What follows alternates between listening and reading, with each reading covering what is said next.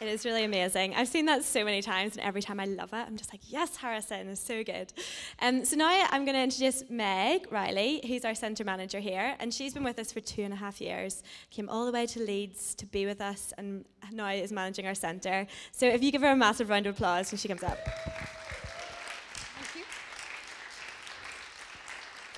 Thanks, everyone. Welcome to Spear Sunday, and welcome to all the people who are live streaming on YouTube, which I'm pretty sure may well just be my mum and dad. So shout out to Steve and Kaz. My mum will have appreciated that more than you realise. But really warm welcome to everyone tonight. Some of you are probably here thinking, what actually is Spear and why does it get its own Sunday? And so I'm going to tell you all about that in a moment. But as Claire said, my name's Megan. I moved here from Leeds 2.5 years ago to work for this incredible charity. And I was thinking this morning, has anything actually changed about me since I moved to London from Leeds? And I was thinking, obviously, still got the accent, nothing's different there, but I have branched out on my selection of teas. That's the only thing that I could think of. When I was back in Leeds last week, I said to my mum, "Mum, do we have any peppermint tea in?" And she looked at me in disgust and she said, "Oh, no, we only drink normal tea." So there you go. That's the only thing that's changed so far. But what actually is Spear? Well, I'm sure that you've got some insight on that from the Harrison film and from what Claire has said already. But Spear is a charity that runs here from the church, and we work with young people who are between the ages of 16 and 24, ultimately to get them into education or employment. And the way that we do that is we run a 6-week coaching program. So in that 6 weeks, we help them with the practical things they need to get into work, such as CV, cover letter, how to do interviews, how to do job applications.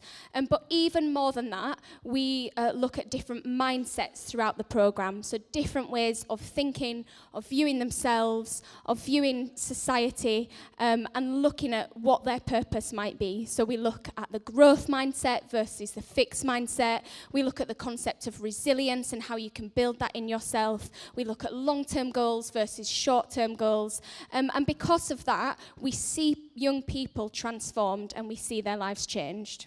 So following the 6 weeks, we also work with them for 1 full year, so we really get to sow into them for a long amount of time and build that relationship and trust. So that's what Spear is. And why does it get its own Sunday? Well, the church here, Lighthouse, have chosen to support Spear as its primary charity to help social transformation. And so that's why we have a Spear Sunday. Firstly, just to say thank you all for being a part of that. Thank you for the support that you give us in prayer and time. I know a lot of people here have been involved with Spear before.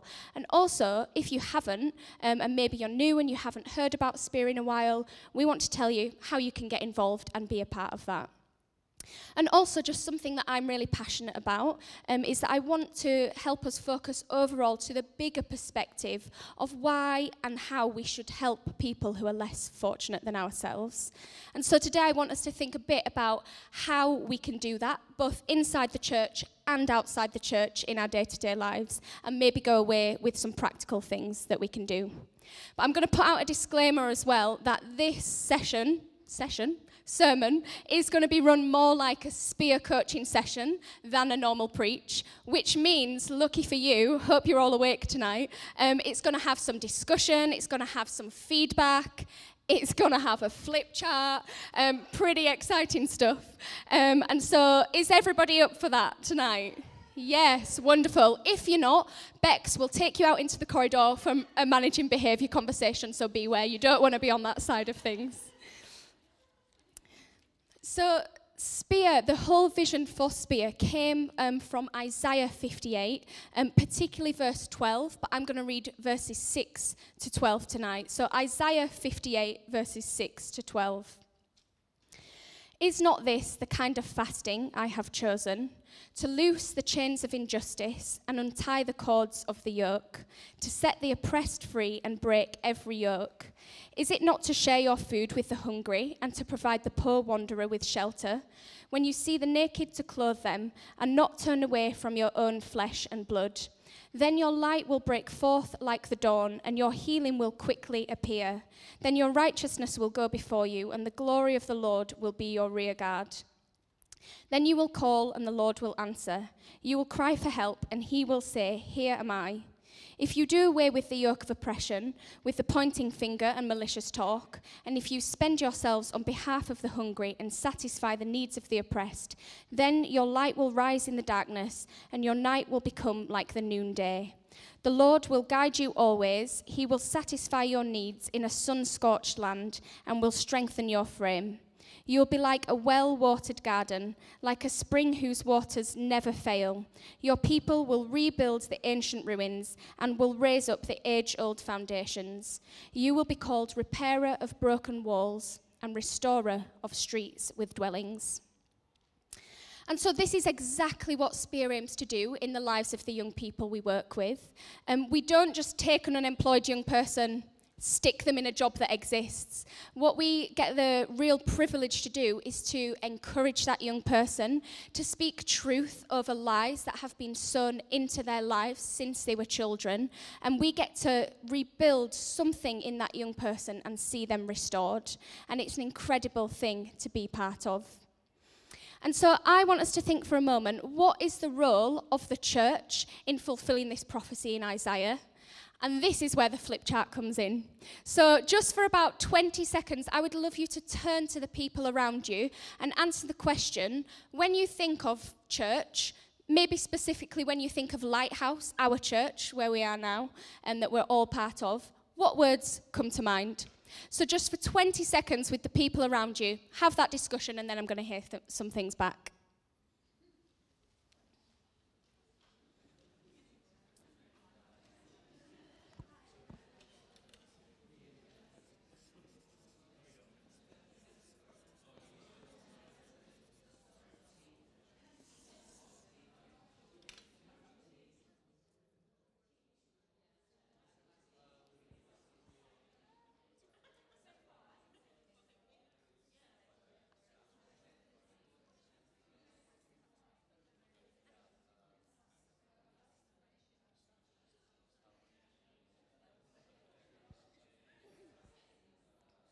Okay, sorry to cut your conversations off mid-flow.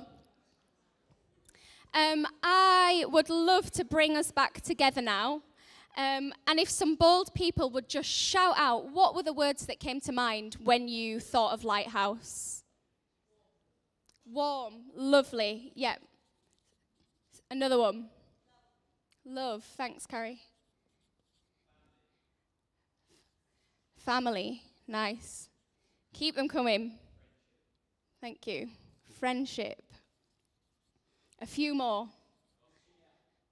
Say that again. Reaching out. Nice. Gospel. What was that other one before? Healing. Lovely. And one more to finish. Oh, we had two more. I'll take them both. We had worship, and from over the back there, fellowship. Lovely, thank you. You know, what an incredible picture of our church this is. I'm so proud to be a part of the Lighthouse and that this is what we have to offer. And I think so often when we think about helping people who are less fortunate, the aim is to bring them in to this dynamic. And why would we not want to do that? If this is what we have to offer, of course we want to bring them into it.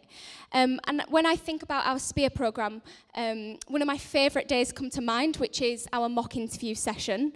So in mock interviews, we invite business people from across London to come into this space, spend a couple of hours with a young person and practice on their interview skills, give them feedback, get them to do it over and over again, and just help them prepare for getting into work. And every time I look out on this room that is filled with these people who are high up in their business and this young person who's come from a really difficult background, I really think that I see a glimpse of heaven because one of our mock interviewers who came last time said, I am completely humbled and flawed by spending time with this young man. And you start to see perceptions of the other change on both sides. And in that moment, I just see something of the Isaiah passage happen. I see some restoration of relationships in the city of London, and it's an incredible picture. Another thing that I think is really powerful about bringing people into the church is on our intro session, which, as Bex mentioned, we've got coming up on Tuesday next week. This is the first day that young people come into the building and see the space and get to know us properly and get invited to sign up to the programme. And one girl said, as she was coming to the end of the 6 weeks, she was reflecting back on how she felt on that intro session, her first day here. And she had struggled with anxiety and depression her whole life. And she said, I don't know what magic you have in here, but when I walked through the door, it was like I left my old skin on the floor, and when I walked out again, I did not pick it back up. There is power in bringing people into this place because the presence of God is here. Another thing that we have that runs from the church is Torch. Alan, the youth worker, runs Torch every Tuesday. This is for young people who've completed the 6 weeks of Spear, and they get invited to Torch Tuesdays just to continue the relationship that they've made with people on their programme and to build relationship with other people as well. Torch has 3 values. The first one is faith. So as part of the Spear programme, we don't actually talk about our faith. Sometimes the young people ask, and then of course it's no secret we will tell them. But on the programme, we keep it work-focused. And Torch is a really great space where we as coaches can share our faith, and Alan can lead us in those sessions. The second value is fellowship. So they make great friends. Often young people are really lonely when they come here. And then Torch is a place of community, a place of warmth, of love, and they get to keep that ongoing relationship with Spear and with the church. And the third one, which has just escaped my mind. What did I say already? I said faith, fellowship, and fullness. So obviously Spear is very work-focused, but in Torch we have space to talk about topics that encompass the fullness of life, and the young people decide what they want to talk about. So of course we want to bring young people into the church to help those who are less fortunate. But what I want us to think about is what happens before they will come into the church. And I think we need to look at how we live our day-to-day lives out in the world so that they know that this is what we have to offer. And so before we meet the Spear young people, we go into job centres to meet them, we go into care homes, we go into hostels, we meet them at their therapy appointments, and we have to show them love in the world before they will come into what we have to offer in the church. And so I thought it'd be good for us to think for a moment, what actually is going on in the world? We can't engage with it if we don't know. And so, a lucky few of you will have under your chair a piece of paper that has a statistic on it. So if you could just root around under the chairs, find the pieces of paper. There are 8 in total. If there's empty chairs around you, you might have to check those too. So just have a root around, and when you've got your piece of paper, bring it up to the front, and we're going to stick them on the flip chart. So have a root around under the chairs and bring up the pieces of paper. Great. Yep. Come up. Go for it. Come up as and when you have them. Just come up. And as you stick it up, can you read it out for us? 45% of looked after children under the age of 17 have a mental health disorder. In the UK, 10.6 of the 16-24 years olds who are not in full-time education are unemployed.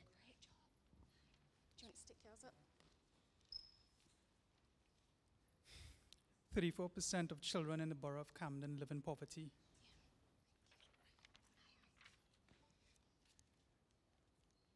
Over 8,000 people were sleeping on the streets in London between 2016 and 2017. Thank you.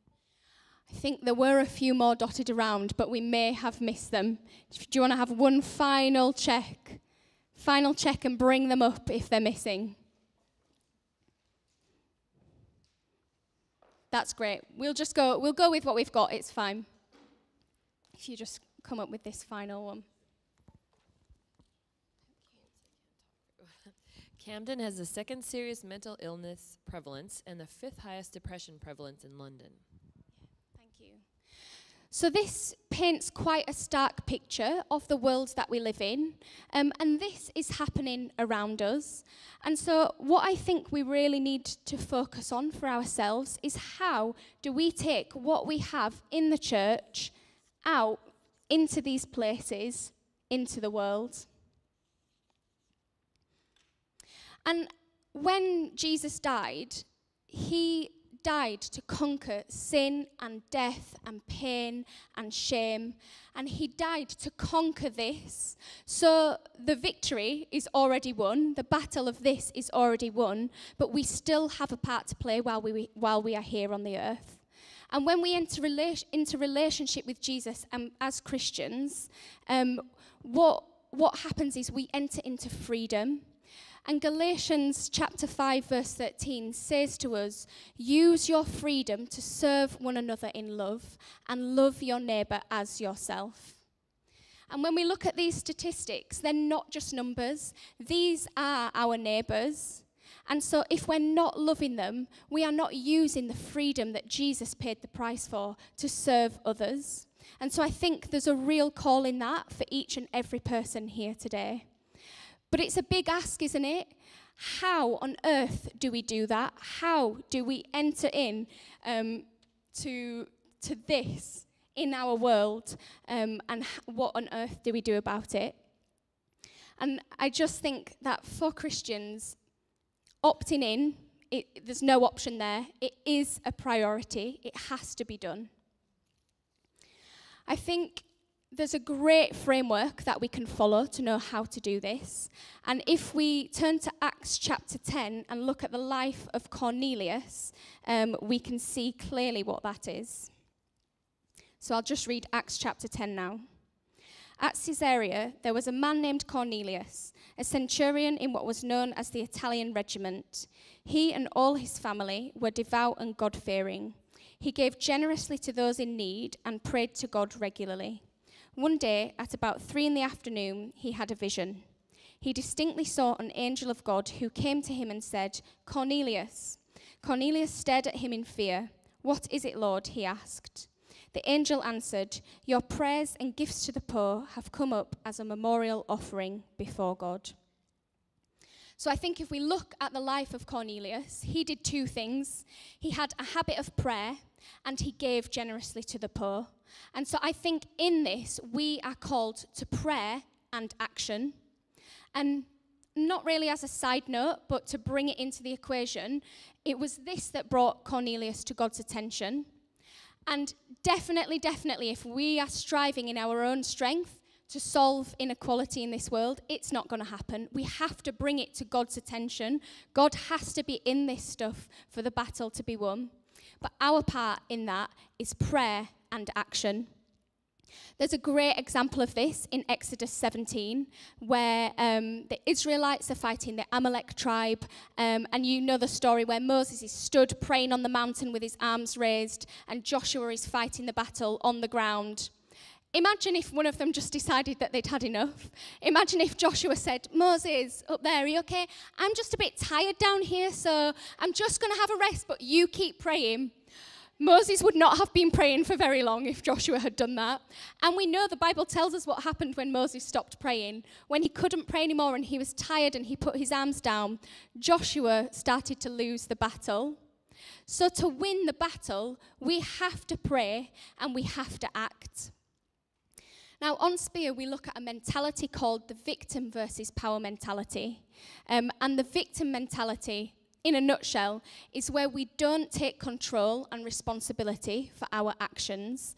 And the power mentality is where we do take control and we do take responsibility for the things that we can take control and responsibility for.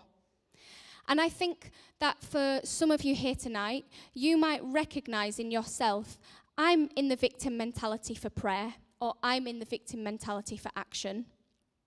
You might find it really easy to pray, oh Lord, just bless Spear, bless those young people. And we don't knock that at all. We really receive those prayers. But maybe you know that you find it hard to serve by either giving your time or giving your money.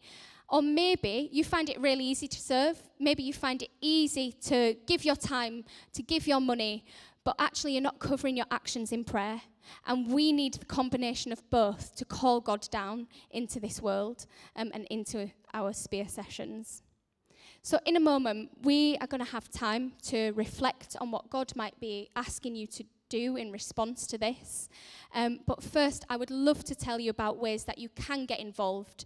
And maybe just quiet yourself now. It might be that God speaks to you as I'm telling you how you can get involved. One might stand out more than the other. So the first way that you can get involved, and I would hope everybody here would feel called to this, is to sign up to receive our prayer email. If you sign up to our prayer email, you get 2 emails every 6 weeks. You get an email saying, here's our young people, these are our prayer requests, and then you get an email a bit later on saying, thanks for your prayers, this is what we've seen as a result. So you can sign up to that prayer email. You could be on the Torch Rota. You might fancy coming along for some pizza and games and some chat on a Tuesday, 6 till 7:30. And then what you can do when you're there is just be a witness to our young people about who Jesus is and about how much he loves them. You might want to come and help at our May the 17th fundraiser. And so the fundraiser is a really key event for Spear, and the trustees work so hard in order to make this night successful. We have to raise £130,000 a year to help our Spear Centre run, and we are not in reserve. Every time that fundraiser comes round, it is really needed. And in that single night, we hope to raise up to £80,000. And so if you can come and be a part of that, you are really needed. We actually need about 25 people to sign up to help at that fundraiser. And that can be in like practically setting up, packing down. It can be in bringing your friends and neighbours along. Now, I used to feel a bit awkward about asking people to come along to fundraisers, and so I'm sure that some people here do as well. But actually, I don't feel awkward about it at all anymore, because I've seen time and time again, people come to the fundraiser, they come to mock interviews, and whenever someone gets involved with Spear, they go away feeling blessed. So actually, you're doing them a favour if you help get them involved in the fundraiser. They're going to feel really blessed. But if you know that you've got friends and neighbours who are in a position to give financially, please ask us for some invites, and we'll gladly give them to you. The fourth way is that you could give financially yourself. Now, ultimately, we want most of the money that helps Spear to be raised outside the church. But if God is asking you to give, maybe he's saying, you know, don't have those 2 coffees a week and give the money to Spear instead, then we're really open to receiving that as well. And finally, Claire already mentioned the celebration evenings, which is where you can come along and you can demonstrate what we have in the Lighthouse to young people. You can be their family that actually don't turn up on the night to see them give a presentation and support them in the way that many of you wouldn't miss a graduation of your own children or maybe your younger family members. So you can be that family to them on those celebration evenings. And so what we are going to do now, as the worship team come back and as we close, there's some little pieces of just plain paper on the desks. And as we worship and have some time and space to think about this, I would love you to write down your email address and your name and the area that you feel like God is calling you to get involved in. So if you want to sign up to the prayer email, write your email address and your name and write prayer email. If it's Torch, write Torch. If it's fundraiser, write fundraiser. You get it? And so just take some space now and just think, what is God asking you to do in response to this? And as we worship, just come forward and put your pieces of paper in this basket as a sign that you are saying, I want to be a part of setting the oppressed free, of seeing broken lives repaired, and of seeing the City of London restored.